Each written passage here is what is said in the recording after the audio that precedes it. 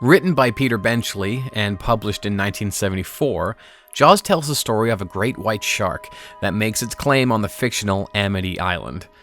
It remained the bestseller for 44 weeks, with millions of copies sold. Film producers Richard Zanuck and David Brown saw the potential for the story and purchased the film's rights. And that following year, in June 1975, Jaws was released and set the standard for all summer blockbusters. And it was this very movie that inspired myself at such a young age, and to this day remains my favorite movie of all time. I remember going to a Blockbuster movie rental store and taking it home and just becoming obsessed with it. It's a movie I probably watch once or twice a month.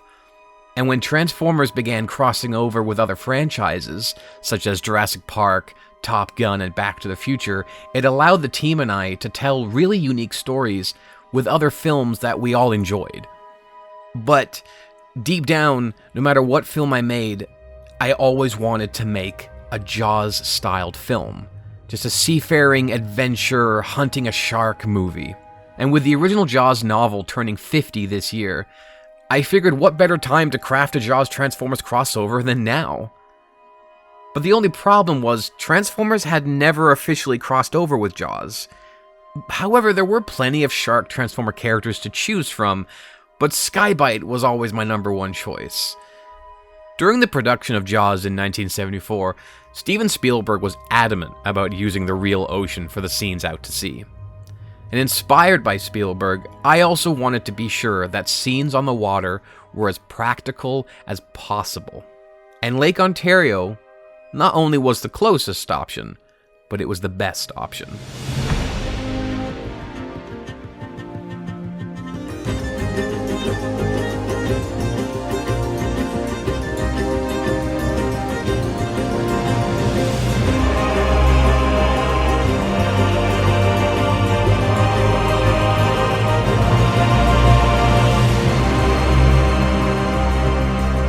Shooting Jaws became an incredibly challenging task, as I was not expecting Lake Ontario to have the conditions that it has.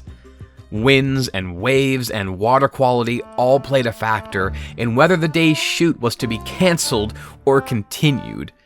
I thought it was going to be really easy just to shoot the scenes of Skybite's dorsal fin breaching the surface, because I had done many test shots in our above-ground pool.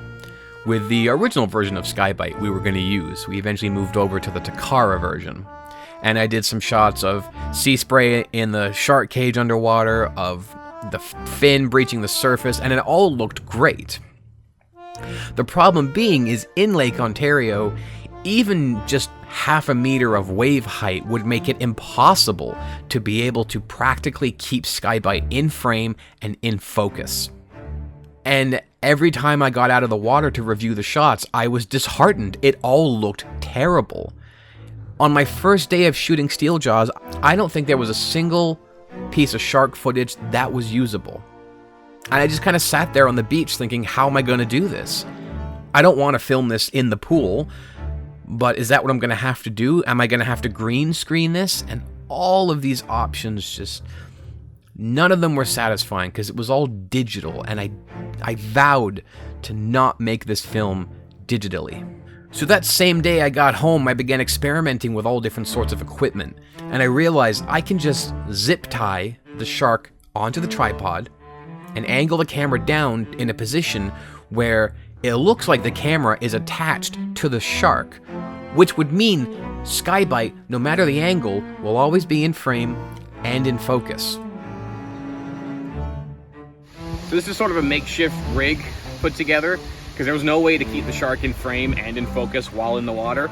So he's zip tied very uncomfortably to this tripod attached to the underwater camera. So when I'm in the water, I don't need to judge the shots.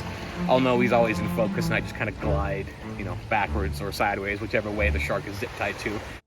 It got to a point where it was so useful that Deep Dive and Sea Spray, even the plane, was zip tied to the rig. We were down here at the ravine that I usually film at. Been filming down here for almost the last 10 years. Got a nice stream right here. We're filming a sequence where Windblade chases the shark down the stream.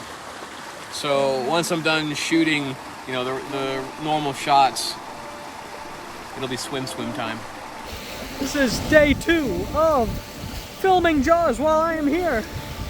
Sam is in the water. I'm in the water.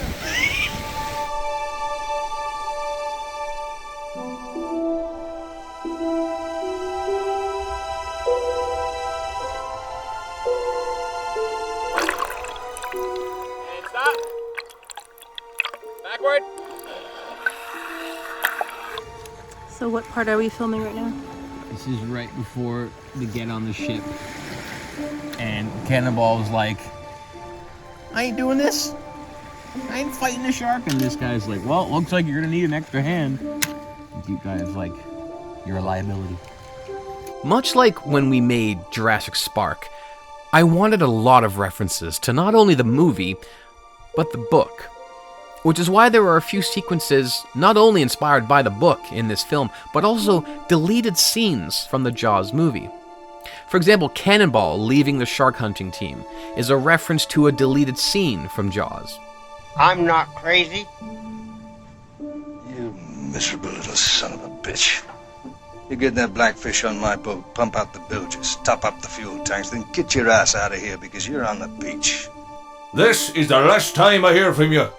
Put your weapons on board, pump the bilges, top off the fuel, then get your exhaust out of here, 'cause you're on the beach. Sea Spray's dialogue about the shark cage and Deep Dive's illegal bait, that was all from the original novel. Sea Spray, who was based off of the shark expert Matt Hooper, in the book and in the original script for Jaws, dies in the shark cage, which is exactly what we did for this too. Welcome to the behind the scenes of Steel Jaws. Today, we're recording underwater screaming.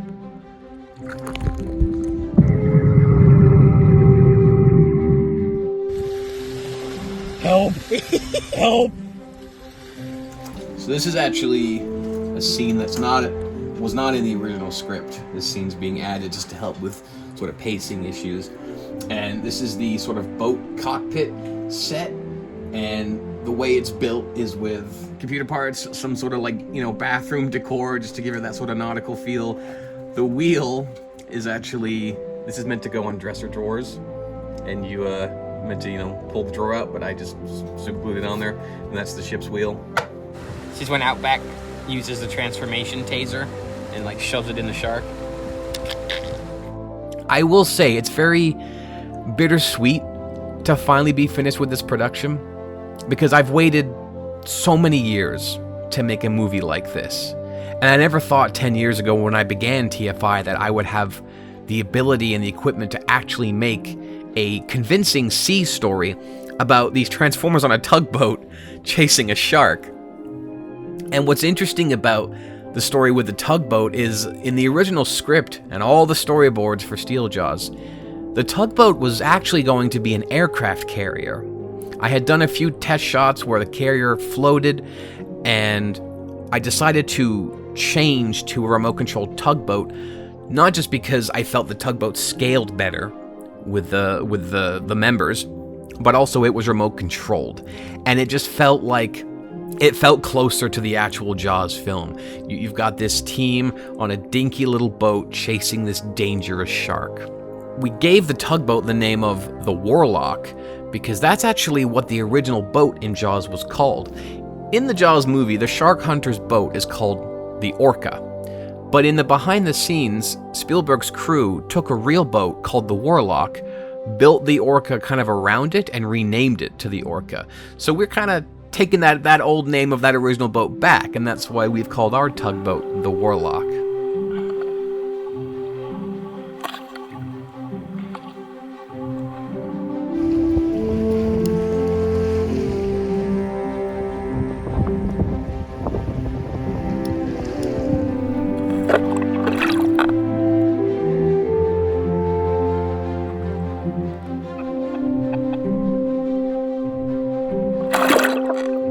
This was definitely the most challenging film I've ever worked on, because the water was just so unpredictable and it was a whole new element.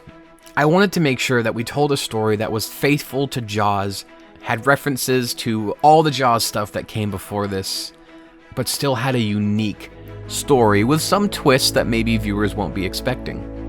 I'm both relieved and saddened that this film is over because of the challenging times I had with it, but I'm saddened it's over because I waited so long for this. But I'm very pleased with how it came out.